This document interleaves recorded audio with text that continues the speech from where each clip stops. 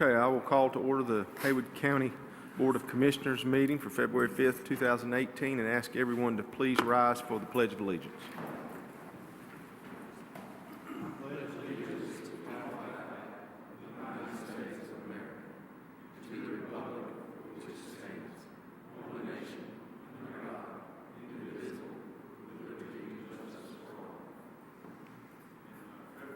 Our chaplain, would you come forward and give us the invocation, please? May we pray. O God, our help in ages past and our help for years to come, we praise you and thank you for the opportunity to conduct the county's business this day. We pray for grace, O Lord, and strength, for wisdom and for discernment. Grant, O God, that decisions made here will reflect what is good and best and right for all of those represented. We pray, Lord, that you will grant to us grace, that in the midst of discussion, that we may exemplify the best of conduct and the best of attitudes. Lord, that we all may strive for that single aim and purpose, to do your will and accomplish the good for the people. In the name of your name we pray. Amen. Thank you, Reverend. All right, move to the first item. It's public hearing for economic grant of incentives on investment of the $17,584,907 by Evergreen Packaging. David Francis, our program administrator. Morning. Good morning. Hope everybody enjoyed the Super Bowl last night. It was kind of fun to watch. Before you open up the public hearing is a JMAC agreement grant that the county signed on to be a part of back in 2014. To help Evergreen out in their transitioning off of the environmental regulation from 2014 to convert 2 boilers over to natural gas. As you know, Evergreen is a leader in packaging of cartons, and the new one of the things they've started doing new is they're one of the largest manufacturers of coffee cups, on the eastern sideboard as well too. So they've diversified their business as part of this transition as well too. But 2 of these boilers were affected by, you see boiler MAC, which is maximum achievable control technology. So they went away from the old coal-fired over to the natural gas. And so part of our agreement with the state of North Carolina and the Department of Commerce when we signed on to this was for the investment they made in the property for the boilers, that we would give a 50% reduction back or a grant back on their taxes. So far, they've invested around $17.6 million as part of the agreement, and will invest the rest of it. They invested the rest of it last year. So we'll be back this time next year to do a similar public hearing for that additional investment they made at this time. So if you have any other questions about the JMAC agreement and how things work, I'd be glad to answer before you open the public hearing. Commissioners, have any questions about that? We've talked about it for a long time, and I'm glad the project is proceeding. And in this, with the Department of Commerce, they've certified, everything that Evergreen has been doing as we went through this process, and we, received the notification, at the end of last year that they were in compliance with the Department of Commerce, and asked us to go ahead and proceed and do our portion of the agreement that we agreed to. David, could you tell the public a little bit how the incentives work? I mean, what is the incentive? Since Evergreen had made the investment of $17.6 million, equals about $102,000 in taxes. So our agreement was to grant 50% of that tax amount back to them for their investment, and that was part of the contract with the state that we decided that we agreed to do as part as well. So they invest the $17.6 million in personal property that we can tax, and after we've taxed it at the tune of 102, then we give the half of that back. We'll give 150, or we'll give 51,000 back of that once it's approved at the next meeting. Okay. Any questions? Just following up on that, there was a lot of moving parts in this thing. One of the issues, with them going to this natural gas boiler over there was the ability to get enough natural gas to that area to service those things. And so, there was a lot of work with the state us as the commissioners and pulling together to, aid them in getting the necessary help that they needed in order to sustain those jobs down there. And of course, according to the agreements that they had with the natural gas and how much they have to purchase for, over a period of years, it kind of solidifies the presence of Evergreen in our county for some years to come into the future. It's a good point, because the Evergreen invested, $5.5 million as part of getting the natural gas, to the facility. And, also the $17.6 million they did for the JMAC and for the Buller Mac, they also invested another $11.3 million in personal property as well, too. So, they're making a commitment to Haywood County, because this agreement, helped sustain jobs and helped, the environment as well, too. So it was a win-win. I thought it was a great program when we started discussing this back in 2014. And it's good to see it come to fruition. Okay, if there's no more questions from the commissioners, then I'll open it up to the public for public comment during this public hearing.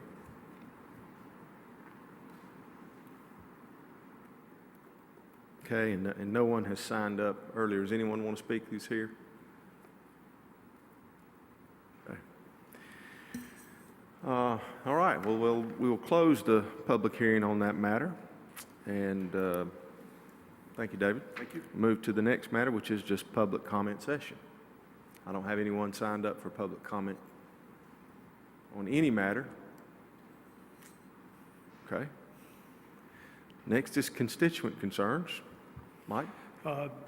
None except just what we've worked on the last couple of weeks with the county manager. Hey, Kevin? All right. Happy. Same here as Mike. Okay. All right.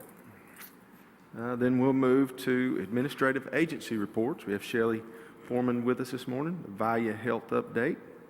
She's the Valya Health Western Region Community Relations Representative. Good morning, Shelley.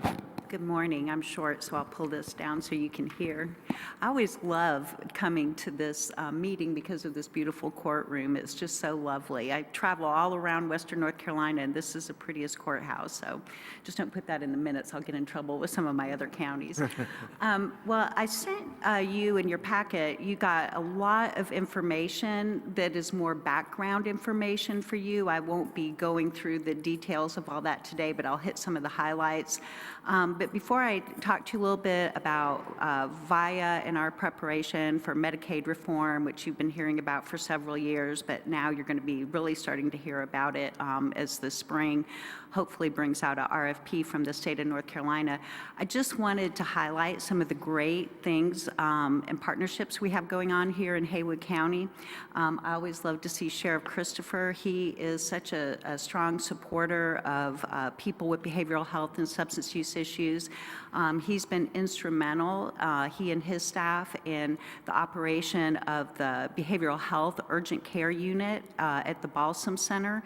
As you know, the Balsam Center is a crisis center for people with mental health and substance use issues, and we were able to expand the number of beds to serve more people there several months back. And we also now have, it's called an urgent care setting, where people can come to the urgent care, get an assessment through Sheriff Christopher's office. The officer coming from another county can transition custody, and it just makes it a lot more streamlined, and that's really because of Sheriff Christopher and his office supporting that effort. We're also working with Sheriff Christopher and Chief Hollingshead on the LEADS program. You've probably been seeing that in the paper, Law Enforcement Assisted Treatment. It's a really great program where law enforcement is getting involved in helping people with substance use issues actually get treatment instead of having to go to jail just because of their addiction. So we're really excited about that, and that's being supported through the Harm Reduction Coalition. One of the other things that we talked a lot about at the opioid leadership forum was opioid use and misuse, and one of the best practice treatments is medication-assisted treatment, where people are able to get not only group therapy, they're able to have a medication like Suboxone or Vivitrol, which helps them get through the cravings and helps block the receptors that lead them to wanting to continue to take those substances. So we've expanded medication assistance treatment. Haywood County actually has some really great programs. You have some private programs through Dr. Teeter and his center and Good Samaritan Clinic. We also have through Meridian Behavioral Health and Appalachian Community Services the expansion of medication assisted treatment here in Haywood County, so we're excited about that. And then I guess the last thing I wanted to mention was one of the issues that is, I think, near and dear to all of us is supporting pregnant and parenting women who have substance use issues. And we have a consultant through VIA working with some of your key partners here, the health department, DSS, hospitals, to really develop better supports and services for women who are pregnant to help them be more successful in their treatment, help them deliver healthy babies and get the support they need to keep their families together. So those are just a few of the initiatives I wanted to highlight today. I know you've got lots of other things to talk about, but one of the things that I wanted to just mention to you, and we discussed it at our last via County Commissioner Advisory Board member, and we thank Commissioner Upton for being a member of that. Hope County Manager Mashburn, you'll come to our next meeting at the end of this month along with Commissioner Upton because you learn a lot of great things. But as you know, there's a lot of uncertainty around Medicaid reform in North Carolina and what that means for the whole total health system. As part of that, VIA is having to change how we do business in order to be successful in continuing to manage supports for people with mental health and substance use issues, as well as developmental disabilities. In your packet, I put some handouts as well as a great presentation that Secretary Mandy Cohen did not long ago around Medicaid transformation is what they're calling it. Whenever they totally change the system, it's transformation, which is a great word. We'll see how it comes out. But what we have been doing is looking at all of the guidance from the state and trying to adapt to that. Our understanding is in the spring, the state will be looking at doing requests for proposals where both private and health system organizations can apply to manage Medicaid for a variety of health services, physical health services, and that will happen. And then over time, what we will be looking at is how we compete for the work in is called the tailored plan. So there'll be a basic plan where everyone who has Medicaid will be able to select either a health insurance company, a health system, which your hospital system is part of a statewide organization, which will probably apply for the waiver to decide who will manage their physical health care. And then over a 2-year period, they'll be looking at how organizations like VIA can apply to do what are called tailored plans, which are for the more high-end, seriously and persistently mentally ill, people with addiction issues, as well as people with developmental disabilities. So we continue to work to get better at what we do. Some of the things that we have done is, one, you've heard us talk a lot about whole person care, integrated care. We now have all of our care coordination staff are really looking at doing assessments for people around their physical and behavioral health care needs. We started a pilot program in McDowell County where we're managing a group of people. We actually are managing all of their health and behavioral health needs to demonstrate that we can be successful in this. We've implemented a software program where we can do health records, which can be shared with primary care physicians, health systems, that type of thing. We also, if you might have seen in the news, we've started a partnership with 2 other MCOs to help us build our network of providers across the state. Trillium Behavioral Health is in the eastern part of the state, and Alliance, which is the mid part of the state. Our 3 MCOs have come together to create a partnership where we will begin looking at how we use our best practices and strategize of how we as a 3-member MCO can be competitive in applying for these tailored health plans and having a strong provider network that can be used for both the tailored health plan, and hopefully we will be able to work with other health systems to manage the mild to moderate section, which will go to the primary health care plans. I know that's a lot of information, and it's very challenging, and I really am not certain how much you guys are getting information from the state, from the association, from healthcare providers in your community about Medicaid transformation.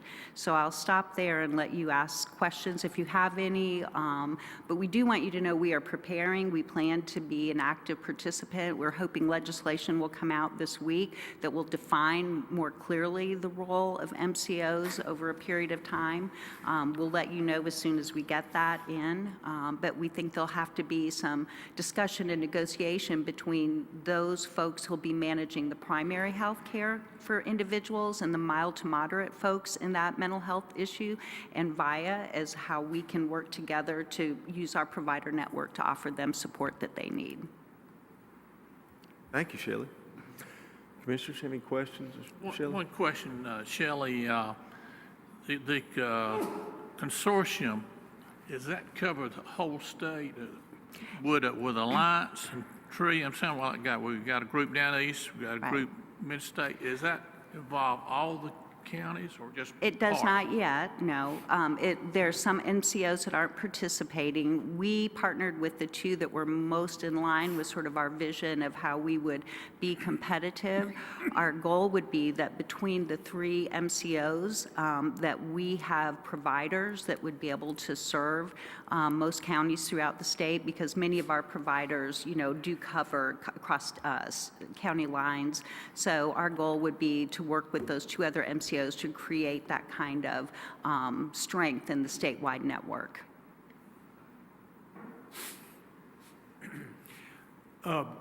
In the past few years, there's been significant cuts to mental health and everything. And are you, and now, which we've been in a couple meetings together and everything, we've discussed this and talked about it, but with this opioid explosion of addiction and everything, are you beginning to see the legislature kind of come back to they're just, No, and I would say if there's, I've worked with VIA for 19 years, and I would say over the last 4 to 6 years, it has progressively been more disheartening. If we would ask one thing of commissioners, it would be to really work with your legislative delegation to help them understand that their continued cuts of state funds for people with no insurance is really creating a huge gap in our service system.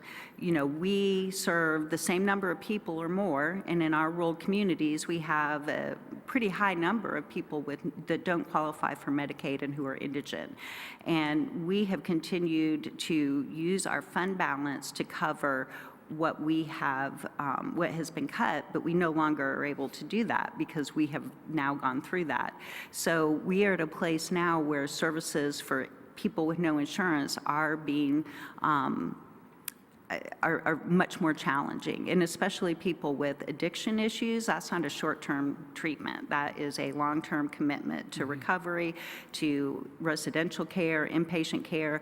So there's a lot of talk about Medicaid reform, and that's great. If you have Medicaid, good for you, but we have many, many people in our community who don't, and it's still unclear as to how services for those folks will be funded.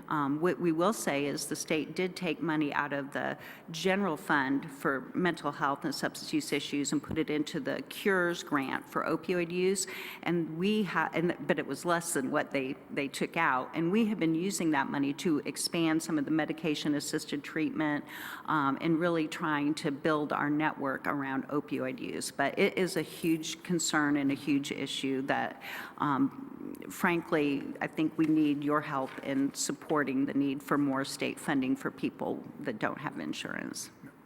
Shelley, you mentioned, when you start hearing the terms reorganization and reforming, you're talking about really loss of money when you do that. So, Oh. and that's happened with our monies through the years. Right, and just like you have, with any, with any kind of fund balance, there's money that is, you can't use, like, we have to have money for, a percentage of our money to cover any over expenditures for Medicaid, to cover HR issues, like if we were, everybody's annual leave payouts, we have insurance issues. So, any of the money that and we have always used any of our cost savings to go back into services. Of course, changing over to become a Medicaid managed care organization took a lot of money. Changing into this new environment where we're going to have to be more assertive in understanding how to manage health care as well as behavioral health of these populations takes, money investing in the infrastructure. So yes, it's a challenge, but we're excited about our preparations for the future.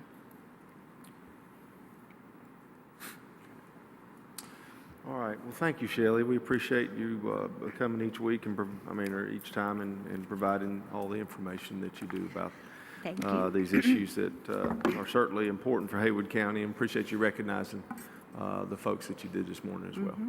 Thank you for your time, and as we get more information, and I'm sure you'll be hearing more from the hospital systems about sort of what will be happening in the spring, but we're happy to talk with you more about the implications of Medicaid transformation for people that we serve. Thank you. Thank you very much.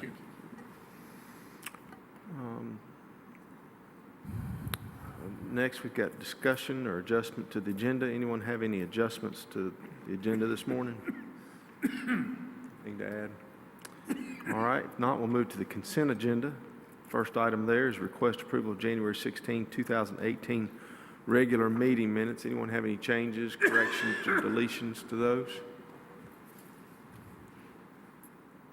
If not, we'll move to request approval of budget amendment. Julie Davis will come forward, non-departmental, regarding annual merit increases. Julie?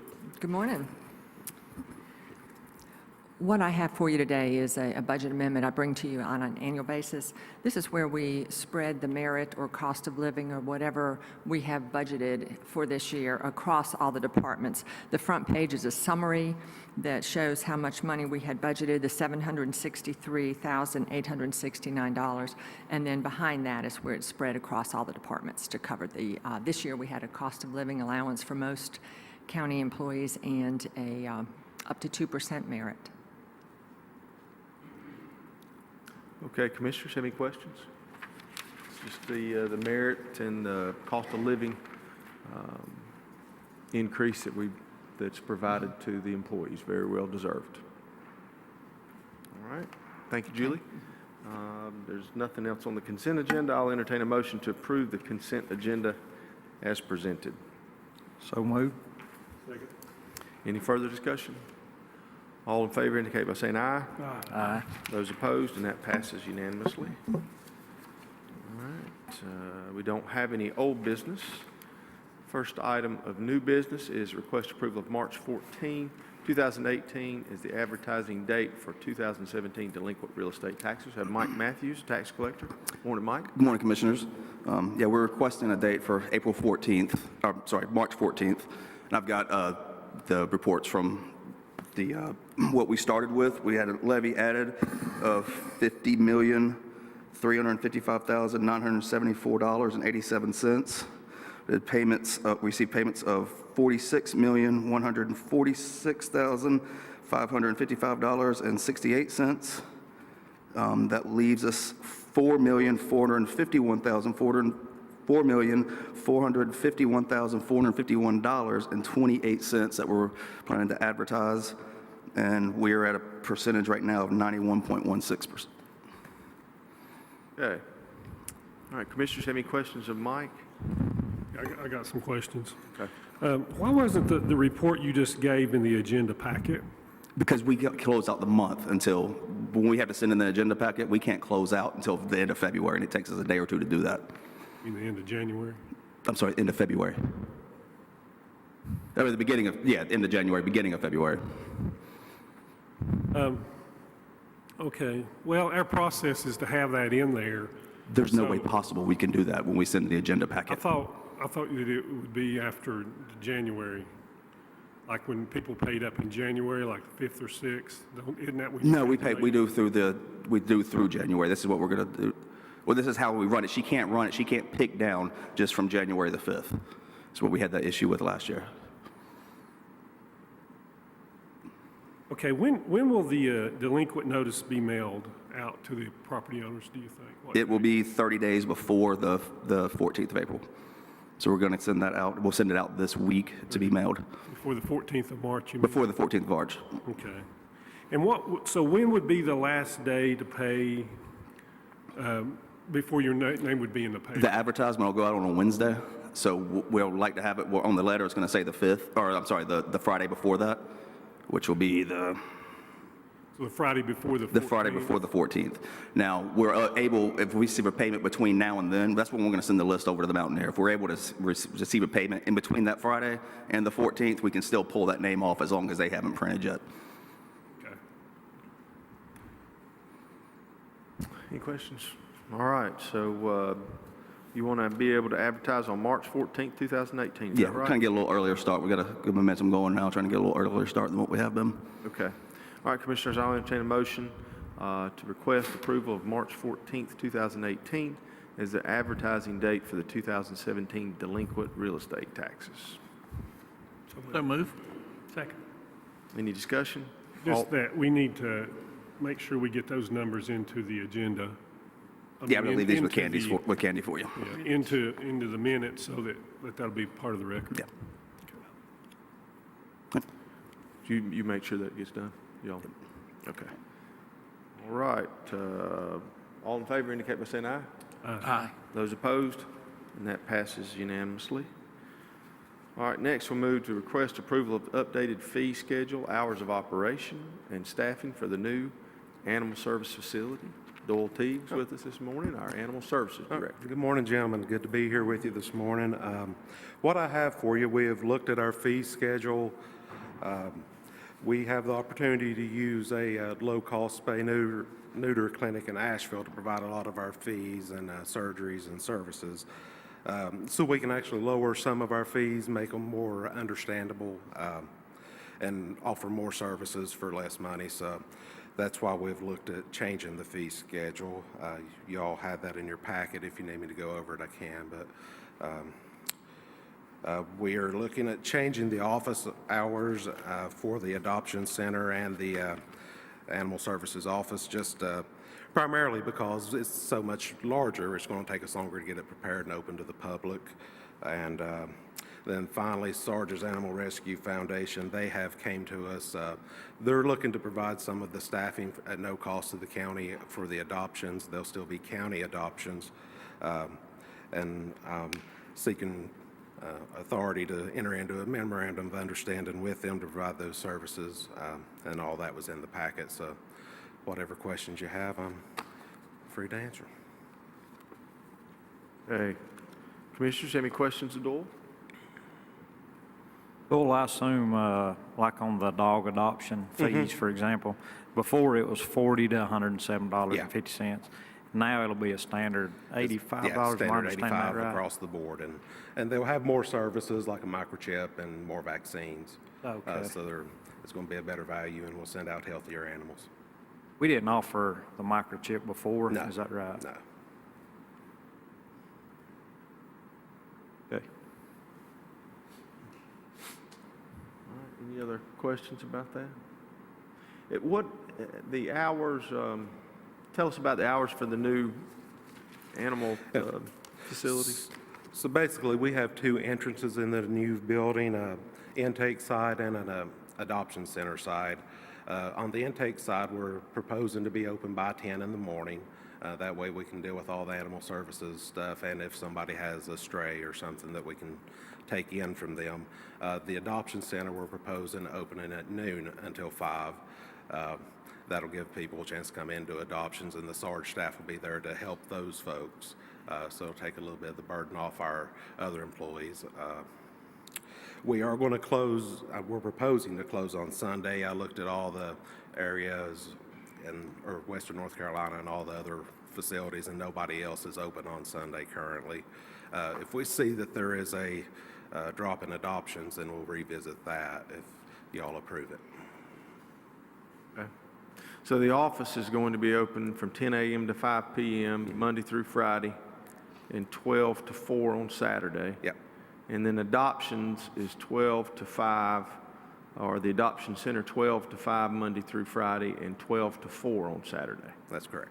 Okay. All right, and I'm sure the public's anxious to know when the new facility will be open. Do we have a? We're looking, idea?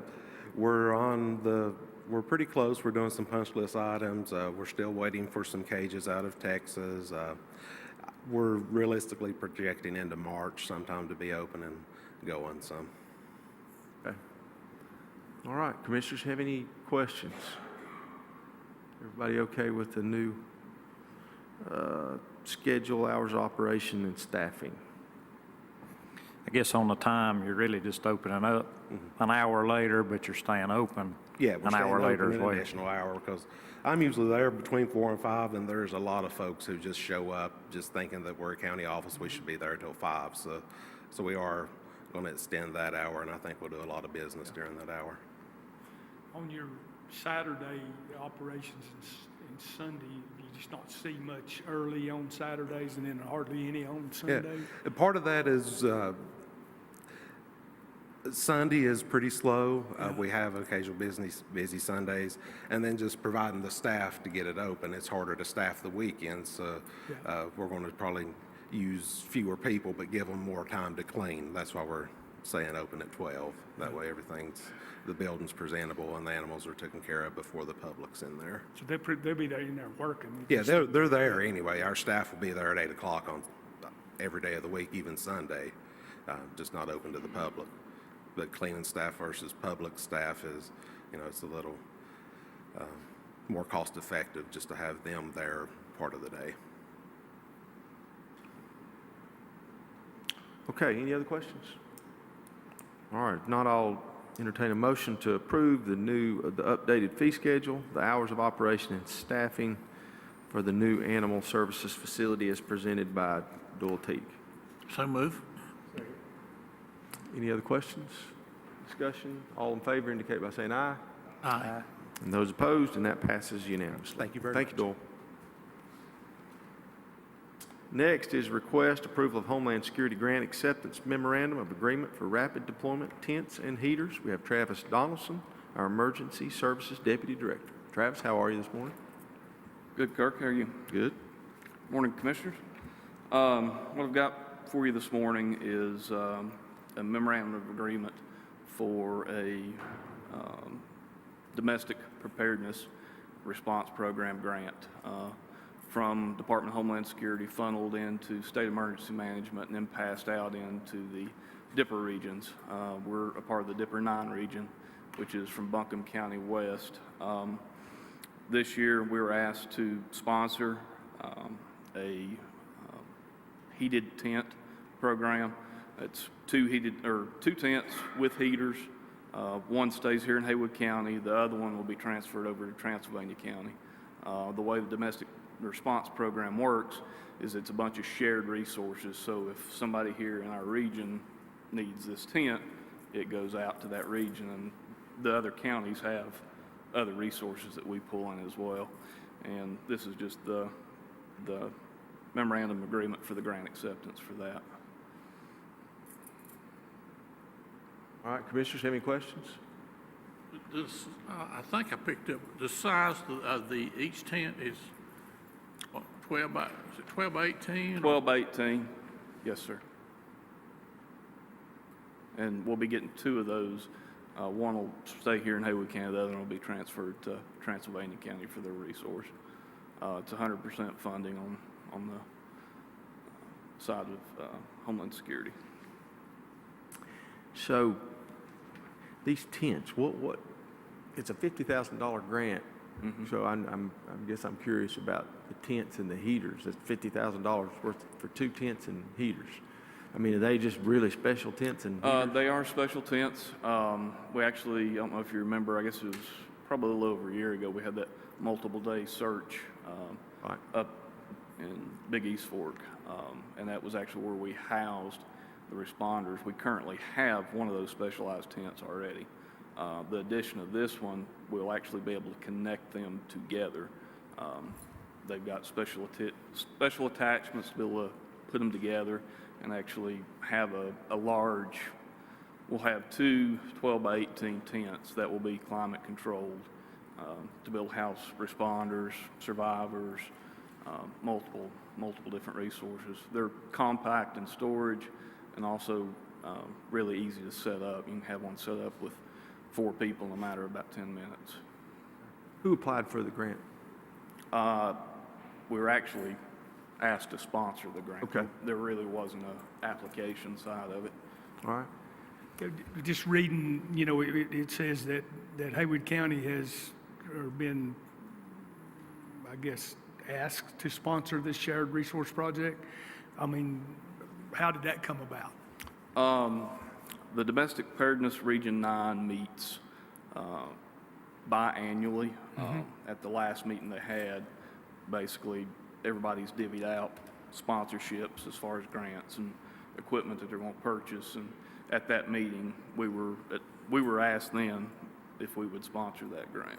Yeah. Okay, so basically when y'all meet, there's discussions about different things of need in the region, and maybe that particular county works on that, you all work on this. Yep. So, okay. Yeah, we've done this in the past. I think 4 or 5 years ago, we sponsored a 2-truck grant. We kept one of the trucks, and the other truck went to Buncombe County, but they just rotated around.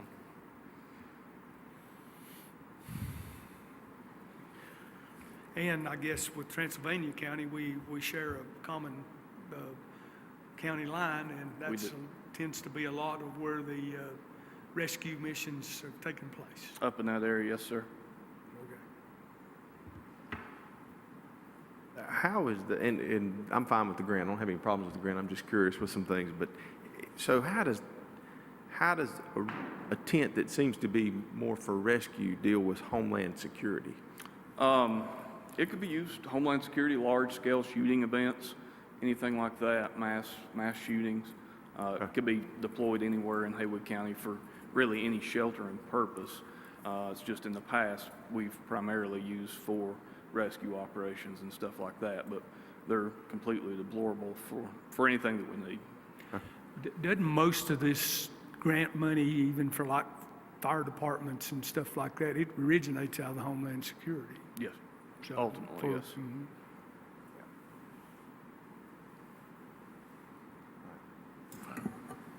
Any other questions? Okay.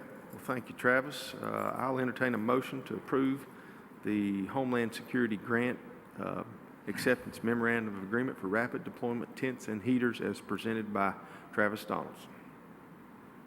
So moved. Second. Any discussion?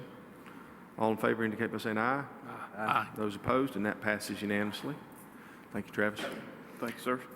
Next is request approval of budget amendment from the General Fund Public Safety Emergency Services for $50,000 for federal grant revenue from North Carolina Department of Public Safety for rapid deployment tents and heaters. Julie. And now that you've approved the grant, what we're doing is putting it in the budget so that we can pay for the tents when they come. So we're showing the revenue of $50,000 and the expense of $50,000 for this grant. Okay, that shows the revenue coming in and then us dispersing that. I mean, do we pay for it first and then they reimburse us, or That's usually the way it is. and how long yeah. does usually the turnaround? Usually in about a month. About a month, okay.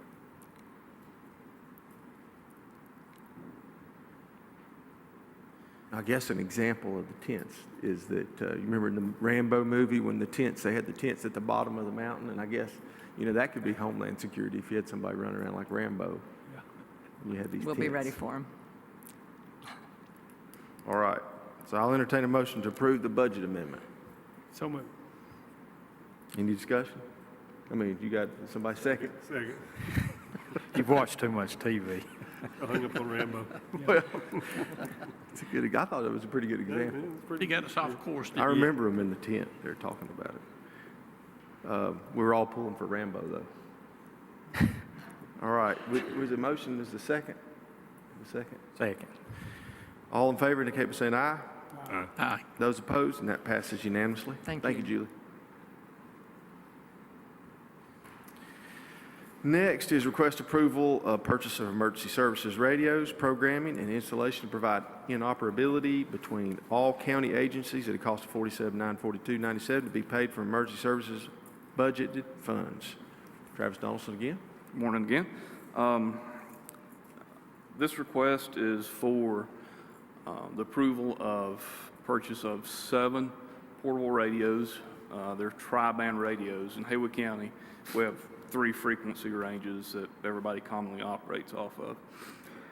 Up until a couple years ago, there were no vendors, no technology being able to actually combine all 3 of those into one radio, which at times hinders interoperability if we're working with law enforcement or working with another agency that's on a different frequency range, because a big scene where you have multiple agencies there, you could ultimately have to carry around 3 separate portable radios on your hip to be able to talk, or have to relay a message back through the dispatch center if you want to tell the sheriff's office something directly.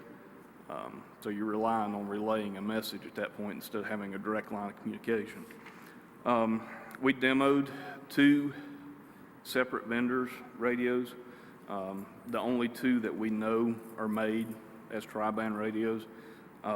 We evaluated on quality, battery life, durability, and just overall functionality. The ones that we selected were Motorola APX 8000 brand.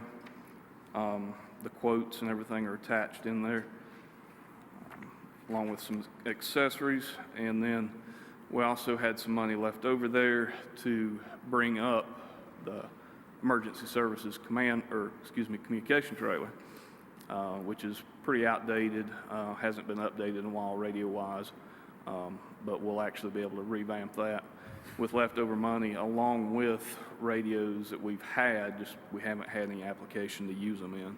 So we'll be able to install those in that trailer and have that trailer truly set up to be interoperable anywhere in Haywood County.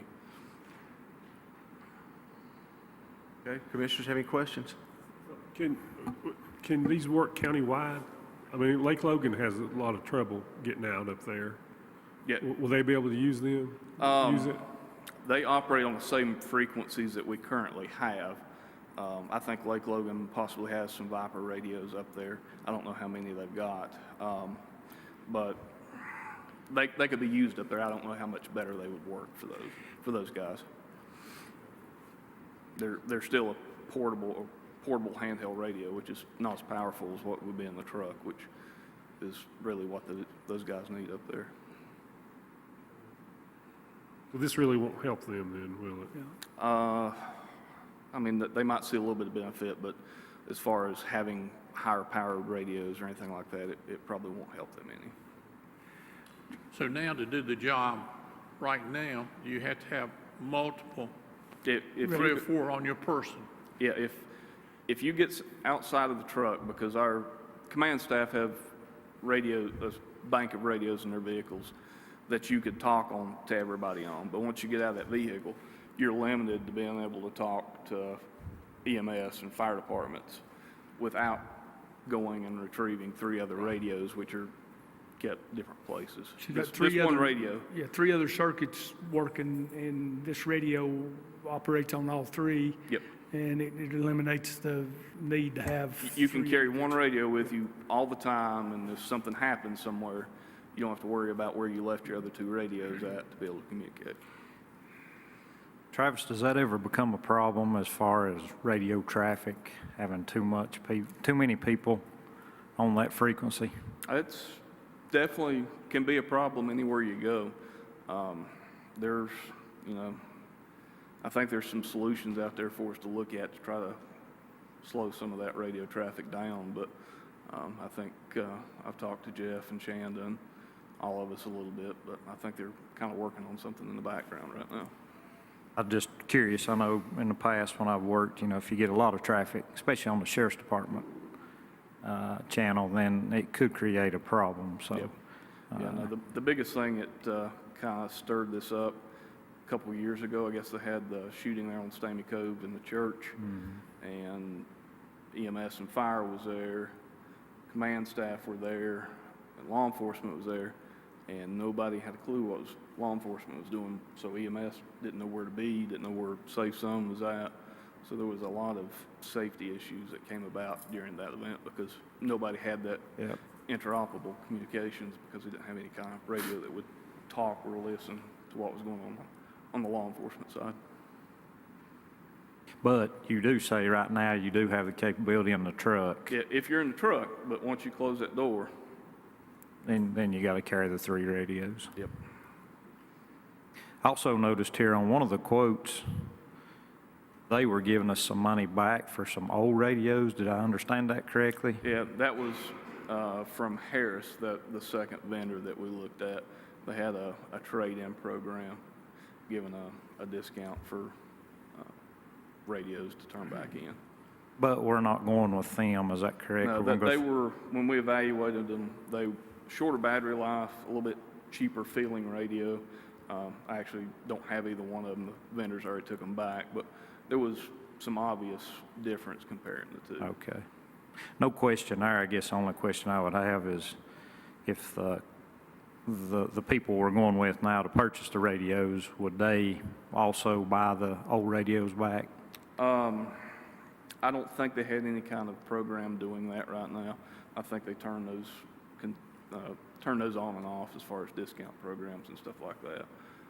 They did, knowing other departments have bought radios similar, I think give us pretty good rates for what we're looking at. We originally budgeted around $60,000 just for the radios. And I think they were, what, 47? Yeah, 47 actually upgrades the communications trailer as well. So the radios themselves were a little less than 40. Right. We planned on 60.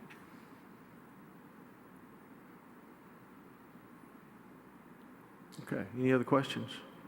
And is this 7 radios? 7 portable radios with accessories, and then there's a second quote in there for the upgrades to the communications trailer. What's the life of these radios? 10 years would be a good number. They're warranted 5, but I'd say 10 years would be a good lifespan on those. Okay, and this is, like it indicated on the agenda, that this is in the emergency services budgeted funds. Okay. All right, I'll entertain a motion to approve the purchase of the 7 emergency services radios along with the equipment that goes with those for the cost of $47,942.97 to be paid out of the emergency services budgeted funds. Second. All right, Kevin made motion, Bill seconded. Any discussion? All in favor indicate by saying aye. Aye. Those opposed, and that passes unanimously. Thank you, Travis. Thanks, sir. Next is request for approval of budget amendment from the General Fund, Public Safety for the Sheriff, $24,000 from the Drug Seizure Program to cover the cost of 2 dogs for the K-9 unit program. Julie and Jeff Haynes. And this is totally separate from the last one, which was already budgeted, the one for the radios. This is for the purchase of 2 canines. We have some drug seizure money that you probably remember we have tapped into this year. The Sheriff's Office receives a little bit each year, and we have some that we have reserved, and that's part of fund balance. What I'm doing here is I'm taking the amount that we have already received this year, which is $5,150, and then I'm taking the difference, $18,850, from that restricted fund balance to get up to the $24,000 so they can purchase the dogs and the training. Okay. Commissioners have any questions? I know So all the money is drug seizure money? It's just Yes, been- all of this is drug seizure money. It's just been building for a little while. Yes, it has, and he's been using it. He's drawn down a little bit already this year. We brought a couple of budget amendments earlier in the year. So we have 5150 now, is that right, Julie? 5,150. Yes, 5,150 is what we have received in revenue this year. Right. But we have the total of the 24. Yes, we certainly do. We had, there's a chart on the back of this. We actually have, we're going to have 16,000 left after we take this 18,000 out of fund balance. There'll still be $16,700 left in the restricted fund balance. Okay. All right, Commissioners, have any questions? I guess one other question, and, in the past, we've, approved for other dogs or whatever, but they seem to be getting more expensive, or just this dog specialties? Good morning, Commissioners. In a follow-up to that, what Ms. Davis had said, actually, no, they're actually, these have actually, we've got a little bit better deal than we normally do. The cost of canines and the travel to get our handlers trained, Okay. obviously, is part of that. And if you don't mind me to move forward, I can explain it a little bit more. In the fact that use of these unauthorized substance abuse or substance tax monies that are taxed when there are seizures made and arrests made within the state of North Carolina, a percentage of that goes back to the agency of origination. Those are the funds that we're looking at. Actually, these two dogs were priced at us each individually at $8,500, which is actually about $1,500 less than what they normally are per canine. And for 8 weeks of training, which is out-of-state training, we actually send the two handlers to the facility, and it's $3,500 per handler to total $7,000. So the $17,000 and the $7,000 that you see there totals to be the $24,000 for both dogs and two handlers and 8 weeks of training. So it's all in the thing. I guess we've just seen the cost per dog before, and not with the additional training and everything. Yeah, So- yes, sir. Okay. Yes, sir. Chief, how many dogs do we have now? Currently have 2. This will be 2 additional. This will be 2 additional to bring it to 4, which will actually, in essence, place a dog out 24 hours a day, which we currently don't have. We've relied on, thankfully, the partnerships that we enjoy with the other agencies in the county as well, too. We've been able to rely on them, and they rely on us as well, too, with some very strategic planning and scheduling, but this will allow us to be able to be much more efficient in what we do as well, too. So, yes, sir. Okay. Any other questions? So these dogs too can also be used in our school system, I'm sure we still go into our schools, check for drugs, Yes, lockers. yes, sir. The use of these dogs, it's multifaceted. We utilize them in lots of ways. Obviously, we use them in law enforcement actions. We use them for educational purposes. We use them for deterrence. We use them in the school system as well, too. And it's just an ongoing extension of Sheriff Christopher's initiative in the opioid battle that we're currently engaged in and probably will be for the foreseeable future. I guess it's beneficial in the fact that if you have 4, then at any given time, if you need something for the search of a house, or if you need one for the search of a house or a car, they can get there quicker. I mean, there's a limited amount of time that you have to get Yeah, that, and the these, dog Yes, there. sir. these dogs are specific to their handler.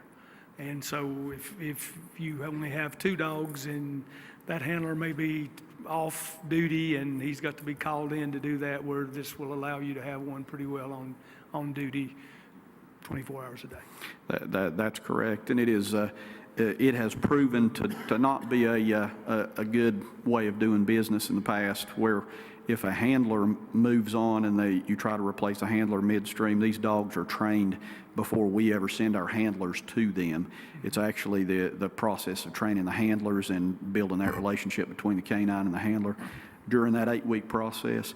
And they're specific to that handler. They respond only to that handler, and absolutely they certainly are attached to that handler, so it needs to be a joint process. Okay, any other questions?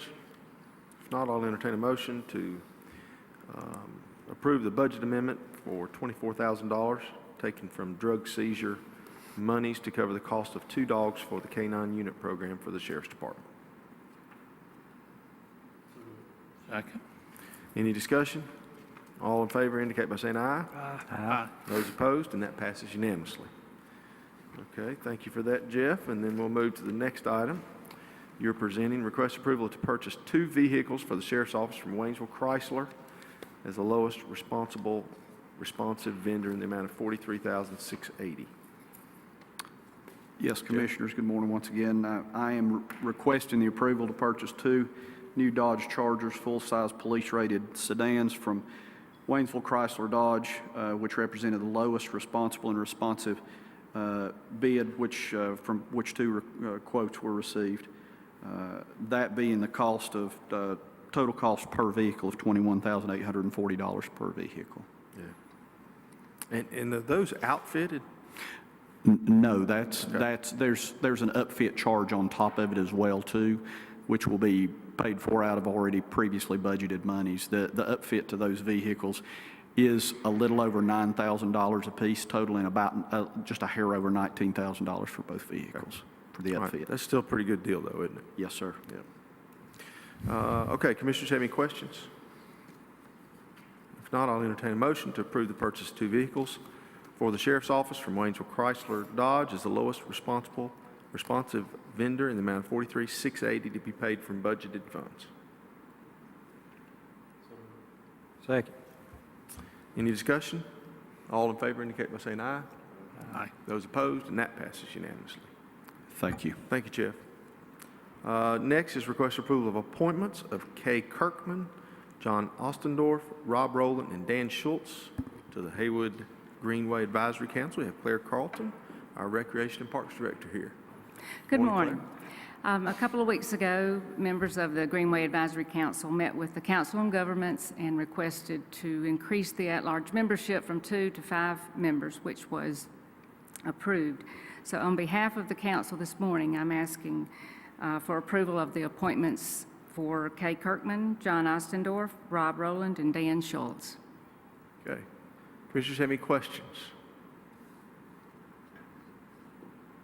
All right. If not, I'll entertain a motion to approve the 4 individuals that Claire just spoke of, that we actually said their names twice, to the Haywood Greenway Advisory Council. So move. Second. Any discussion? All in favor indicate by saying aye. Aye. Those opposed? All right, and that passes unanimously. Thank you. All right, thank you, Claire. Next, we got request approval of appointments of Phyllis Prevost, Diana Larson, Jonathan Key, Teresa Liner, Joanna DeWeese, and Diane Nichols as members to the Haywood Healthcare Foundation Advisory Committee, and appointment of Julie Davis and myself to the Haywood Healthcare Foundation Board of Trustees. One of the 2 of us, which will probably be Julie, will be named to its investment committee. Chip? Mr. Chairman, members of the board, you'll remember that the last meeting you approved the restricted fund management services agreement between Haywood County and the Haywood Healthcare Foundation. 2 provisions of that agreement provide for the appointment by this board of members both of an advisory board created by the foundation board itself and 2 of the members to the foundation board of trustees. The section 6A provides for the advisory committee, and it says that there shall be no more than 9 members and that the county commissioners must approve a majority of those, or may approve a majority of those. So the request is actually name 6, and that would be a majority. I think that's 6, would be a majority of those members, and that complies with section 6A. The second part of the action that's requested is under 6B, and that's the provision that says that 10% of the members of the foundation board of trustees itself could be appointed by the Haywood County Board of Commissioners. There are 20, I believe, members, and the bylaws provide for 20 to 24. I think there are currently 20, and so this action requested would be to name 2, which is 10% of your number, to that board of trustees, Julie Davis and Kirkpatrick. Kirk has been working with the hospital hospital authority for a long time, board of trust and the board of trustees more recently, and has had steeped in knowledge of it, as well as Julie, both of the finances, and Julie was very instrumental in us coming up with this restricted fund management agreement along with our outside counsel. very extensive and detailed agreement, as has been pointed out. So these two actions both relate to requirements under the Restricted Fund Management Services Agreement that you adopted last meeting. Okay, Commissioners, have any questions? And I guess, are you guys okay with those, with Julie and I? Yeah, and then, of course, just to go back over what he said, the foundation board, they appoint, they recommend those people to us. Okay? Correct. And these people, I'm assuming they've kind of been involved with the Healthcare Foundation or in healthcare in the past, correct? Somewhat? That, and I guess they have been involved in fundraising and, with the Haywood Healthcare Foundation before. A lot of that goes towards the fundraising that they do as opposed to the actual decisions that are made. It will work a little bit different this time because they'll have a little more of a say-so in the things that the monies are used for. The Healthcare Foundation will. And this is just the they've got the advisory committee as well as the trustees. And so we don't have an appointment to the advisory committee. We just have to approve those, right, Chip? Correct. Approve a majority of the 9.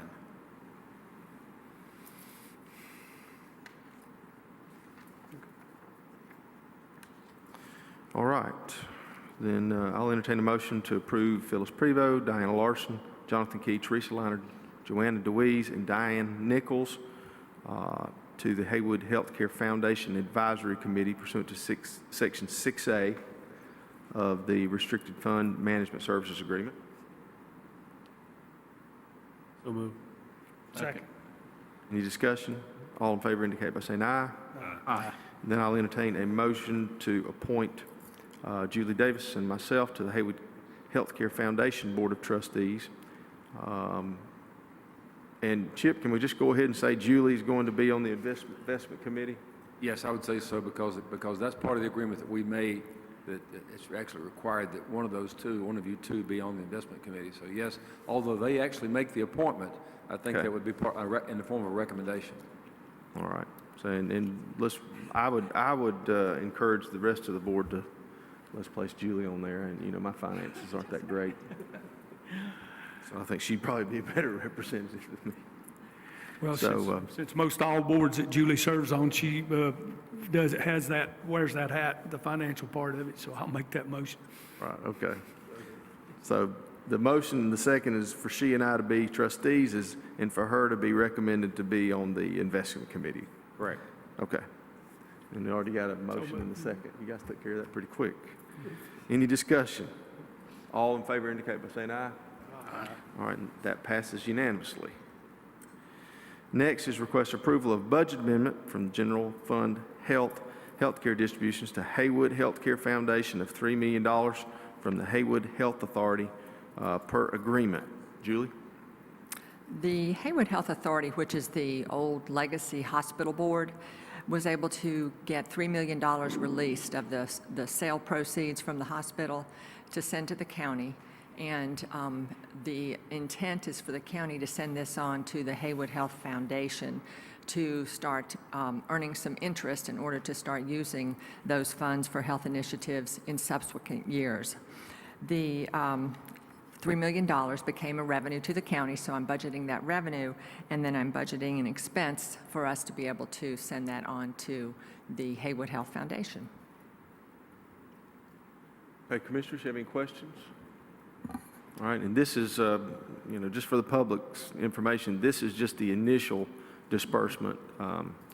We're in hopes that in all, by the time it's over,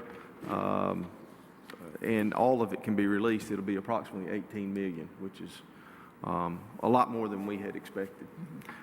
And that is to go to providing health care and health-related support to the people of Haywood County. So what we're trying to do is get at least some of these monies initially, because the monies are being held with the Haywood Health Authority, and we don't have any authority to invest them to make any monies off of those. So, we want to move that money as quickly as we can, or some of it, to the Haywood Healthcare Foundation so it can be invested. It's a little frustrating looking at the balance state when you're not making any money. So anyway, I'll entertain a motion to approve the transfer of the $3 million to the Haywood Healthcare Foundation from Haywood Health Authority through the county to the foundation. So move. Second. Any discussion? All in favor indicate by saying aye. Aye. Those opposed, and that passes unanimously. Thank you, you. Julie. All right, does anyone have anything else for the meeting right now, the open meeting? I was wondering, when we approved the tax delinquent notice, he gave a report that wasn't in our board packet. Should we have suspended our rules to accepted that report? I didn't understand what he... Well, what Kevin's bringing up is the fact that the information that was used for the delinquent tax report, the information that was provided was not in our agenda packets, wasn't presented on Thursday. So do we need to suspend the rules that we have because it wasn't in the packet to approve those numbers? I would think that would be a good idea, and I would also suspend the rules on the condition that it be provided to you under whatever schedule you see best. All right. So do we need to change what we've done, or can we just make a new motion? I would just reintroduce the motion. Okay. Offer a substitute motion for the motion that was approved previously. And I'll do that. I just wanted to make sure that we didn't violate one of our rules by not having that information available, because it wasn't in the packet for the public to review, like everything else always is. First action would be to authorize a substitute motion. Then you make the substitute motion after that. Yeah. All right. So we'll entertain a motion. I'll entertain a motion for Kevin to offer a substituted motion from a previous motion for item number 1, request approval of March 14th, 2018 as the advertising date for 2017 delinquent real estate taxes. Kevin's making the motion. Bill seconds it. All in favor indicate by saying aye. Aye. And that passes. Then I'll entertain a motion to suspend the rules to allow the following motion. Following motion, which would be a motion to require the submission of the, Okay, so to we're, approve the action earlier on the condition that the tax information be furnished by whatever date you think it should be furnished. okay. So first, we're entertaining a motion to suspend the rules to allow a motion based on information that had not previously been provided for the board agenda packet and was not published for Thursday's meeting. Kevin's making that motion. Bill seconds that. Okay, so we suspend the rules, and then next, All in favor, aye? Or- oh yeah, I need to vote on that. All in favor of that, doing that? Aye. Aye. Okay, that passes unanimously. Then I'll entertain a motion to approve the March 14th, 2018 as the advertising date for 2017 delinquent real estate taxes pursuant to the information that Mike Matthews presented verbally here today at the meeting, and conditioned upon the fact that that information will be supplied to Candy so it can be posted on our website. Yeah, and make that available to us when you get it on the website. Is that correct? Yeah, that be provided prior to publication. Okay. You get a second? Provided. You got a second? There you go. Okay. So Kevin, that's your motion? Bill seconded. Any discussion? All in favor indicate by saying aye. Aye. Those opposed? And that passes unanimously. All right. Thank you, Kevin. Appreciate you doing that. All right. Anything else? Okay, if not, I'll entertain a motion that we adjourn this regular meeting for just a few minutes, and then after a few minutes, 5, 10 minutes or whatever, that we will reconvene for the work session that has been previously scheduled. So moved. All in favor? Aye. Okay. We adjourned briefly. Okay. We are back from our adjournment of our regular meeting, and an item has come to our attention that we need to address this morning, or it will be too late. So I will entertain a motion, if the commissioners are willing to take a look at that, to rescind the adjournment of the regular meeting and reconvene into our regular meeting for this one item. So move. Okay, we got a motion to second. Any discussion? All right, all in favor indicate by saying aye. Aye. All right, so we're back in our regular meeting, and we've got an item that has come up regarding the animal shelters and the construction of the animal shelter, and a possible budget amendment that is going to be taken from funds that are within the budget or contingency for a couple of items. And who wants to present that? Let me start with just a couple of comments first. Recently, we attended one of the sessions to review the progress of the building and so forth. And one of the things that we noticed, two things that we noticed that really had been were put there or not put there as a result of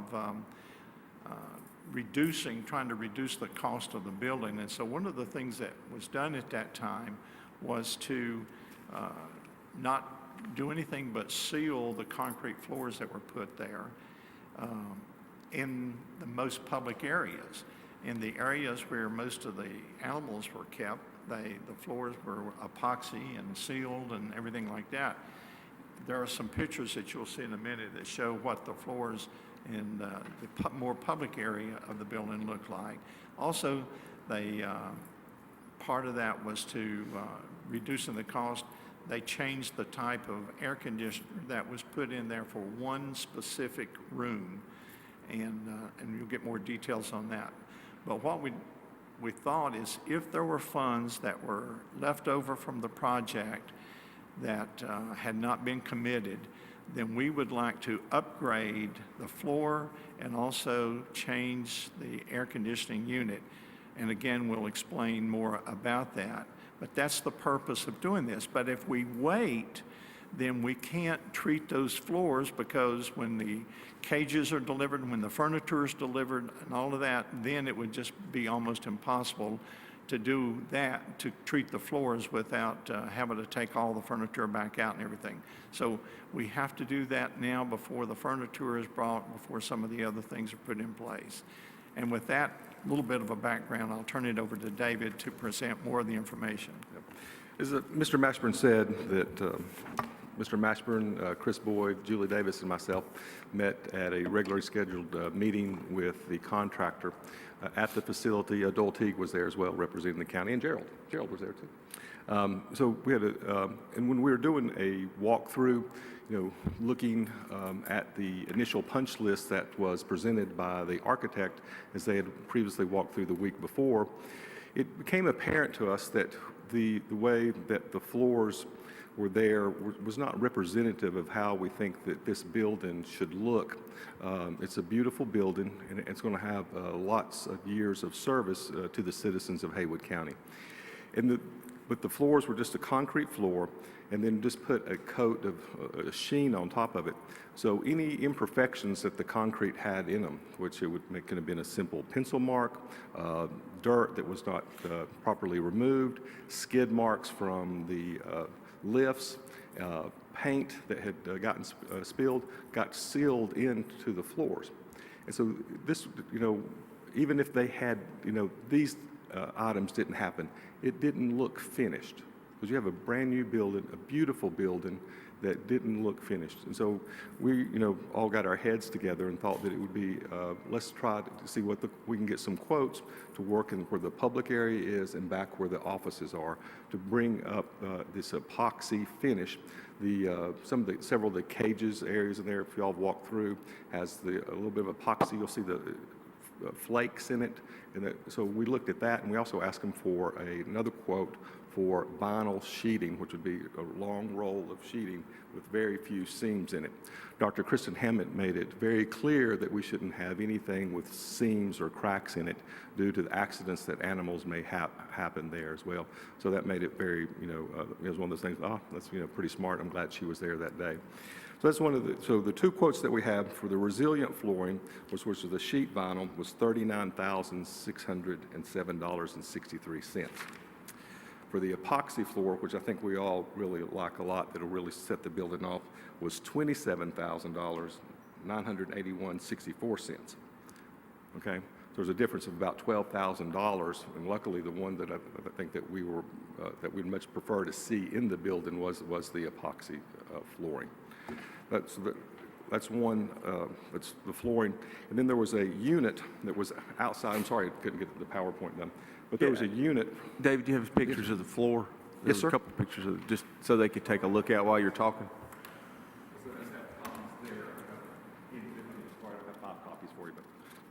We just printed them out on the flies that we took the break.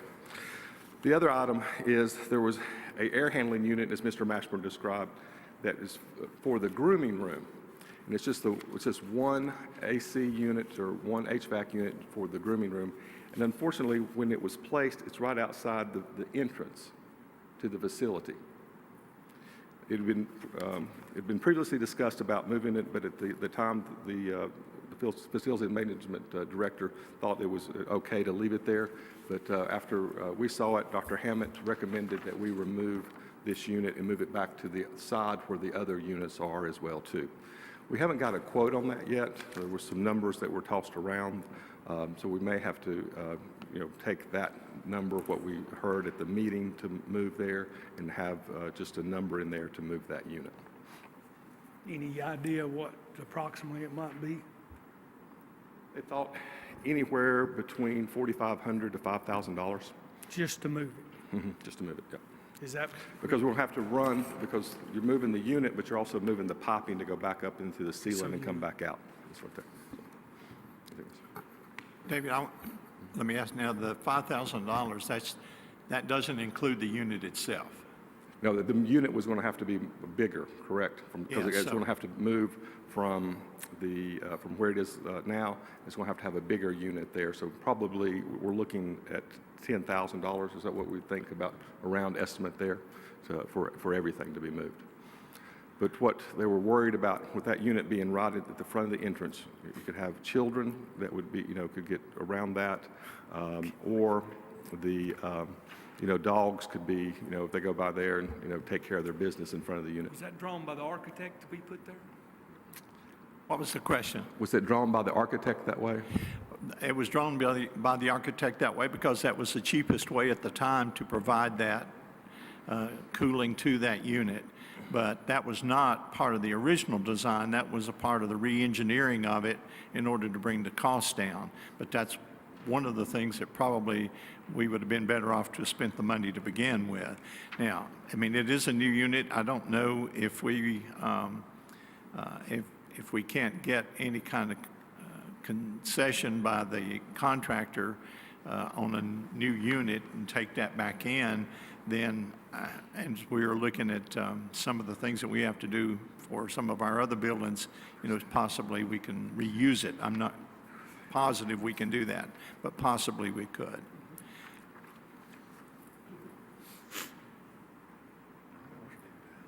While they're, Julie, you want to address the funding on this while they're discussing?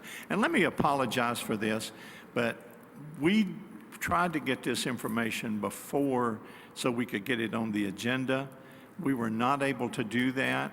It came in today, and so if we wait until the building is complete and the furniture is in, then this is not an option. This is not a possibility. As far as addressing this from the budget perspective, we do have contingency that we have really not touched much for this project. So there's enough contingency in the animal shelter project budget that we could use that would cover these things that we need to do. So if you decide you want to do this, if you'll just say that you would also approve to use a contingency in the animal services project budget, then I can put together a budget amendment for you to sign so we can keep on rolling. The contingency is built into the cost of the building. Yes, The there ma- we did and so have some we're contingency. not increasing the cost of the building at all. We're not, Well- we're not increasing the cost of the project. Obviously, if we didn't do that. Well, I meant the project, That's the cor- total that's- project. It is within the budgeted amount for the project. We will not be increasing the budgeted amount for the project. Which was in contingency. There was about 150,000 in Oh, okay. there, so Yeah, we're we good. do So have we're plenty. still, we've not hardly used any. We've of it. used a little bit, and we won't use near the 100, and I think it's about 146,000. And there's a little bit of interest from the loan proceeds that we also haven't touched. Now, there's not a whole lot there, but we'll have plenty to do Potentially this. lower the cost of the project slightly by not using all the contingency Yes, and then the interest. what's left, we will move out of that project and use to reduce the debt service. David or Doyle, I guess we originally had planned on sealing the floor like we did. Is that correct? It is. And I noticed there's a lot of paint spots, like you said. The contractor that done that, did they not know that we were going to seal the floors, and they left it that way, and then we sealed over that? Yeah, that's basically it, Mr. Rogers. We questioned the contractor about the look and the makeup of the floors, and it was in there to seal the floors, but to go through there and take off a little bit of a layer to make sure that, you had a floor, a better looking floor than what we had, was not in the contract. The floor that you're looking at is supposed to be similar to a floor that you'd see at Lowe's or a big, But place it like didn't that. turn out that. I don't think so. I don't think so it did, Mr. Sorrells. And we don't have any repercussion to go back on the contractor and say it's not suitable. It doesn't look like it's supposed to. I've looked at the contract some, but I've not delved into it to that level that I. Sounds like they did it to plan. Do it, sir? They just did it according to the drawings, because we Yeah. cut back on we value engineered it, and sometimes we don't think about what that can do to the, Yeah. Yeah, but the fact of the matter is, I would think a contractor that wants to make the job look good would clean the floor a little bit before you put the cement down. Exactly, that's my point. Anytime you have a contractor do something, they're going to put plastic down and protect the area. I see that all the time, so. But, The floor outside looks better than the one inside, according to the pictures I'm looking at. So, I'm sorry, Mr. Rogers? I said the floor outside, right there where the heating unit's at, looks better than the one inside, It's really disappointing when you go look at it. It really is. Especially when the public's coming in. If this was in the back somewhere, actually the back portion where the animals are kept is better floor than where the general public Yeah, is. it looks nicer than where the public's going to be. Yeah. So, and we're not trying to bring it up to that quality either. He explained that, he being Randy and Cunningham and the builder, that the epoxy floor where the animals are kept is a 5-layer floor, including the material to seal it as well as the chips that they put in. And what we're getting is a 3-layer, which is certainly less expensive, but it will make the whole building look. You've got $3.8 million in the building, and the entrance into it's going to look like it's a shed. Exactly, that's my point. I just hate to see that we spent that much money and then end up with a floor like that. No doubt it needs to look better, but just a little upsetting that the contractor left it in the shape it did. So. He's the contractor, that's it. That's what they're saying, that's the way it looks, that's it. Yeah, Mr. Killian, Mr. Mashburn, and the Facilities and Management Director, Chris Boyd, will be glad to sit down and go through that contract again, line by line, and make sure everything's there. But on the first pass and, the first ask with the contractor, he was very adamant in saying, well, that's, this is what, we signed up for when we value engineered some of it down. But I mean, you Yeah. know, if you walk into Lowe's or wherever, I mean, that's the Dollar General or whatever, that's not the way the floor looks. I agree, sir. Yep. I do agree.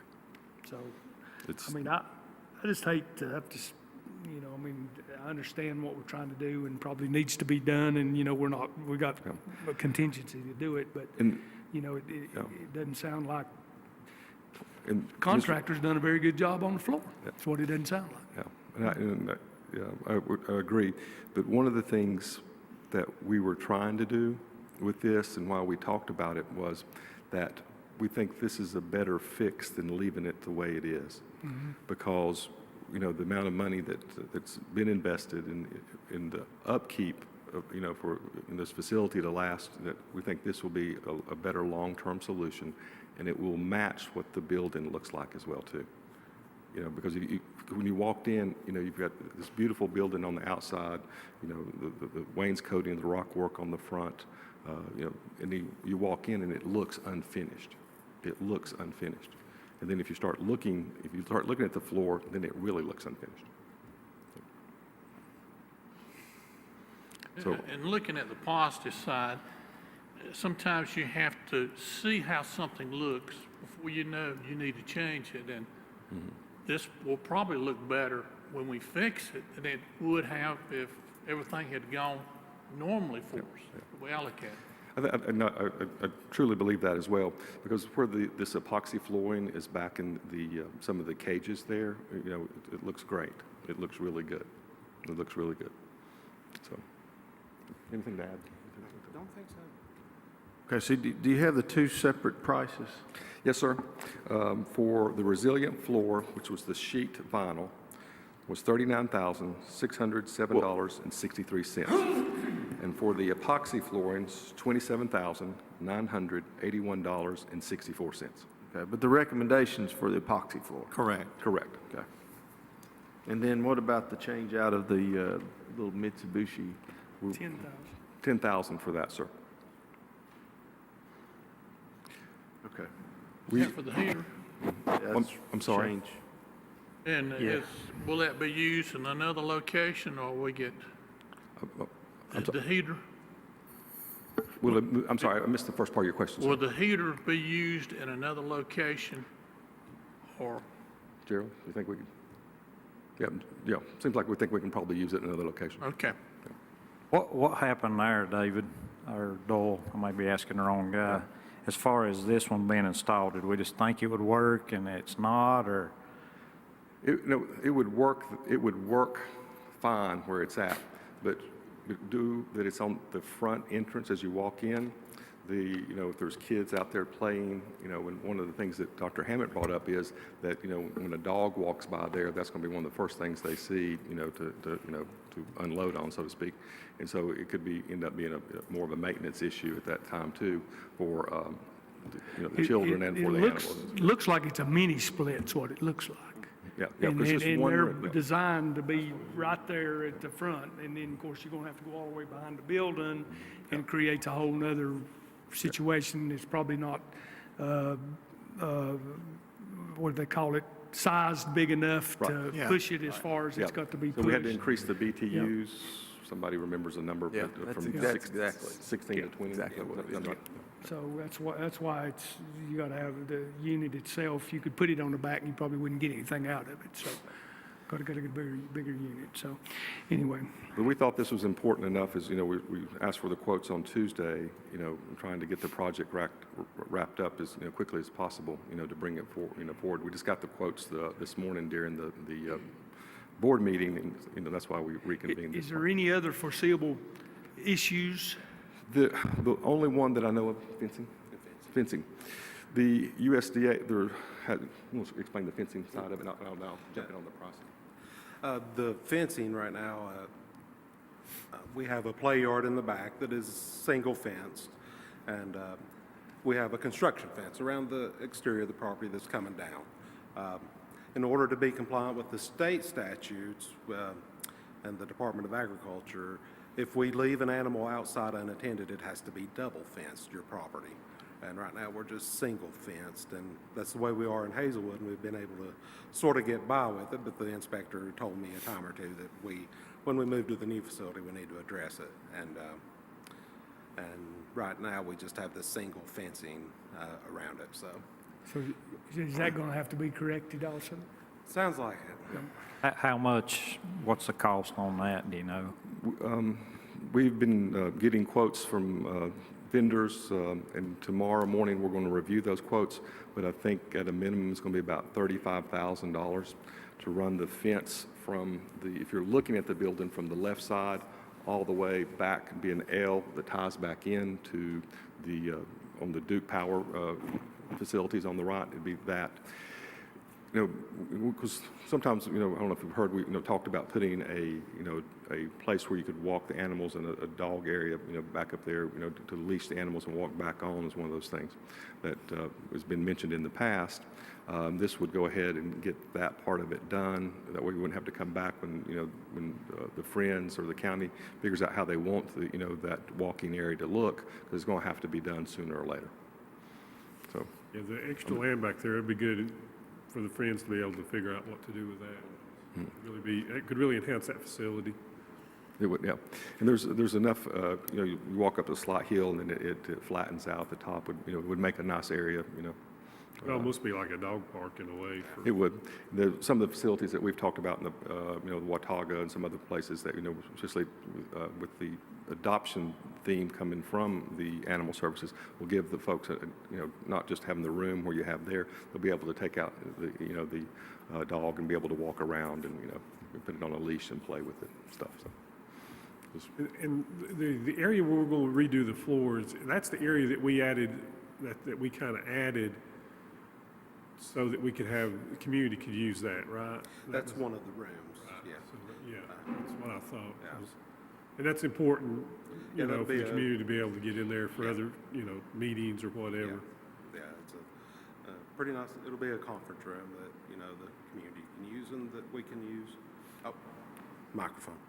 But yeah, the conference room, it will be pretty nice for them, but that was paid for by the Friends completely, except for it got the matching floors.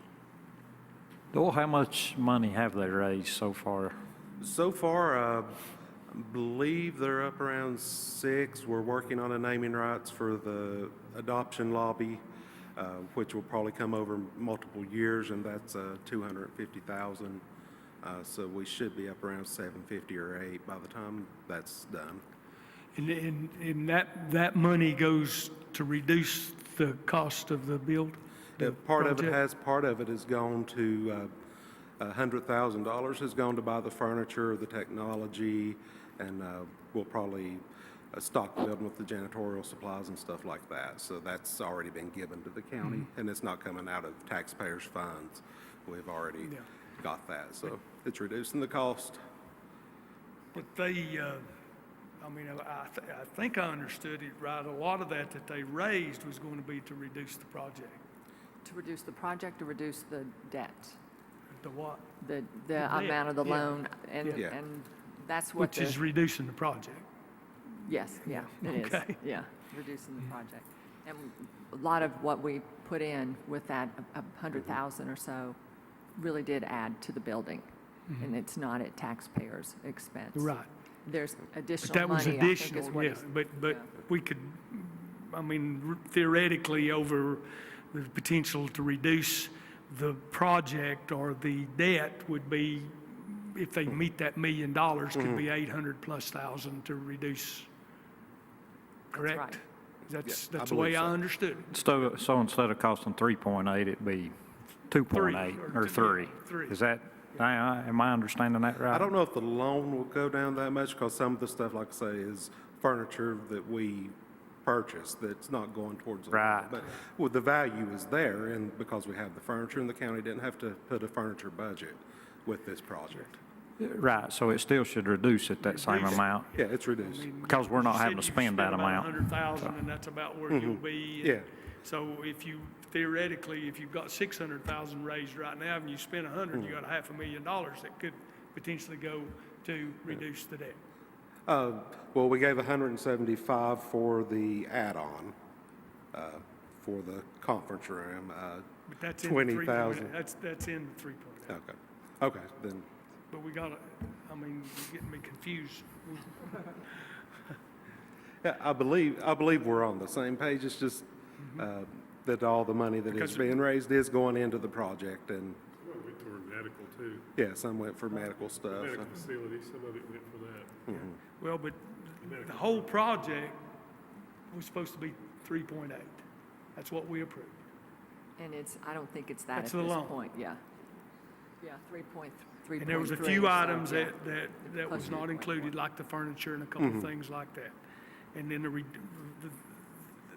the way that it was, of course, you know, was brought to our attention that what was raised, excluding this furniture type stuff, would be used to reduce the debt.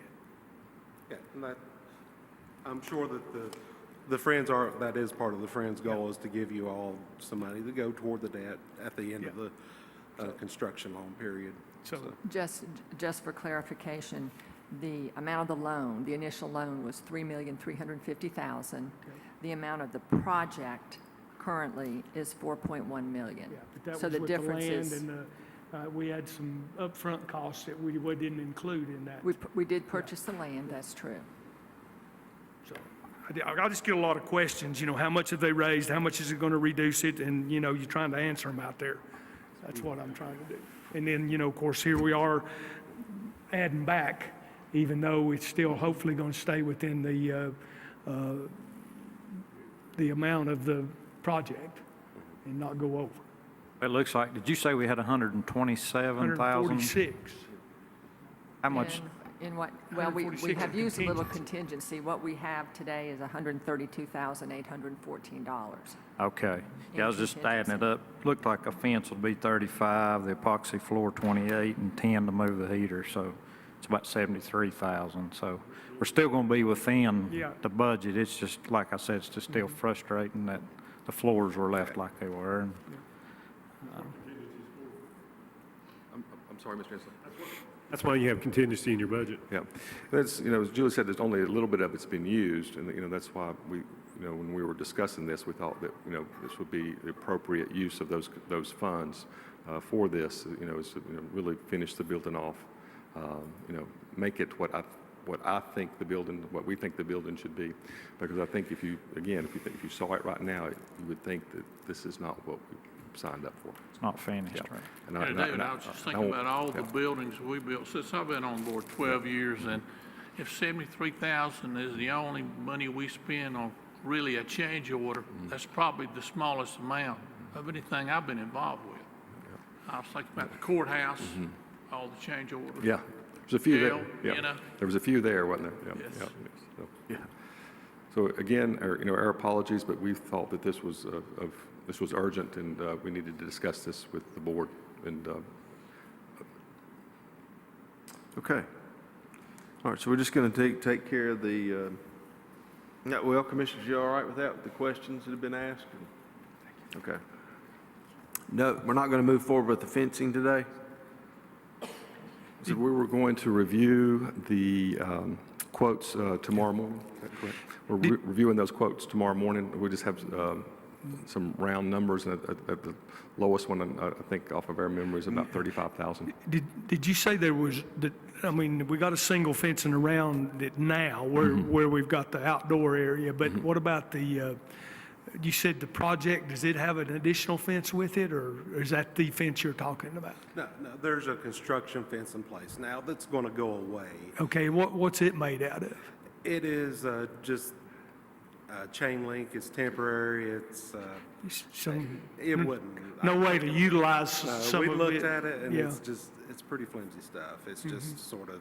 But when they you have say to a pick it up. double fence, are you talking about two chain links together? No, just two around the perimeter. Okay, so you got an actual space in between each one? Yes. I mean, yes. could If a be- dog climbs over one fence, gotta go it over has it. another barrier.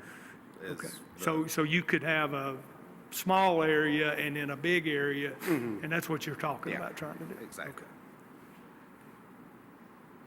Okay. And also, part of the fencing too is a gate for the back to keep people from the very back of the facility as well too, part of the gate there, so. But that is not part of the contract, correct? That was not part of the contract. And no. so we're not requesting that in this budget amendment today. Well, I think the chairman asked what that fencing quote, were you trying to? Yeah, I mean, I was just going to try to go ahead and take care of whatever we can take care of. Do we have a number? We will have them tomorrow morning. We're meeting tomorrow morning to go over those numbers, so. Would the current contractor be doing that? No, sir. Okay, so we can do that at another meeting. Okay. Okay. I mean, we don't have the numbers, Mr. Chairman, so. Okay, that's fine. I just want to Yeah. approve it in concept because it's clear that we have to have it. I mean, there's no doubt that we have to have a second. Whatever state's the board requirement. wants to do, we just don't Okay. have the. Well, we can wait till we have the Yeah, we need amount. to That's see fine. the figure, the total. Yeah. All right, so first I'll entertain a motion that we suspend the rules because this item was not part of the agenda. Second. All in favor? Aye. All right, and thereafter, I will entertain a motion that we approve the additional epoxy flooring contract in the amount of $27,981.64 with, what's the company? I get them backward, H&M, H&M, I get them backwards, H&M, I got M&H, H&M, one's a store. Yeah. H&M, with said funds to come out of contingency for the animal shelters project, as well as $10,000 for the removal and replacement of the Mitsubishi heater that's presently located at the front door, in the amount of $10,000, and that was our present contractor? Correct. Okay. Yes, sir. All right. I'll entertain a motion to approve those two amounts and those contracts to be completed. So move. Any further discussion? You know, would like to, you know, of course, if we're approving it, he's probably not going to say anything, but to make sure that the contractor knows that we think he did a poor job on the floors. I will pass Very it poor on. job on the floors, and that, you know, Well, it's one of those things that may be contractually right, but is it really the type of product you want to present as a contractor? Okay. I think we got a motion and a second. All in favor indicate by saying aye. Aye. Those opposed, and that passes unanimously. Okay. All right, thank you. Thank you, Thank you for Chairman. bringing Thank that to y'all our very attention. much. I'm sure we would hear a lot about that if we didn't take care of it now, and it's just the right thing to do. Okay. Now, do I need to adjourn again? Make the original motion you made before again. Okay. Entertain a motion that we adjourn the regular meeting and reconvene immediately for our work session. So moved. Any discussion? All in favor indicate by saying aye. Aye. All right, those opposed? Okay, we have adjourned that regular meeting.